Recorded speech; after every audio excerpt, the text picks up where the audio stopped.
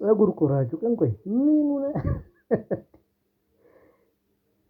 ይኸውልሽ መሞከርሽ እኮ አሪፍ ነው። በቃ ሞክራል ምናምን እሱ ችግር የለውም። በቃ የሚበረታታ ነገር ግን አትቀየስም? አንተ አትፈታም እንዴ? ሂድ አሉ እምቢ አልክ፣ ገፈተሩ እምቢ አልክ፣ ጣሉ እምቢ አልክ በፖሊስ ከዛ ደግሞ ድጋሚ መተህ አብራራ ደግሞ ላይ ብለህ እንዴ እኛ እኮ ተረድተናል እኮ በቃ ግን መፋታት ነበረብህ ብሮ እንዴ ስንቶቹ በቃ አሁና ብዙዎቹ እኮ ተገፏል። ግን በቃ ድጋሚ ፊታቸውን እዛ ጋር አላስላጡም ማስካቸው ተቀየሱ። አንቺ አልፈታም አለሽ በቃ ምን ሆነህ ነው? ፀጉር ቤት አትሄድም እንዴ አንተ? በቃ አንዴ እንዲህ ስትሆን ፀጉር ቤት ሄደህ ፀጉርህን ቆረጥ ቆረጥ አታደርግ? ፀጉር መቁረጥ ነው የፈለከው?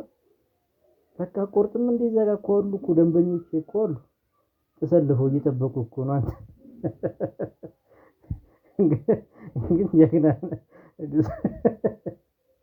እግዚአብሔር ጀግና ነህ። በቃ ሞክረሃል። በቃ እኔ እኮ እንዳንቺ እኮ አልሞክርም እኮ በዚህ እኮ አድንቄሻለሁ። ግን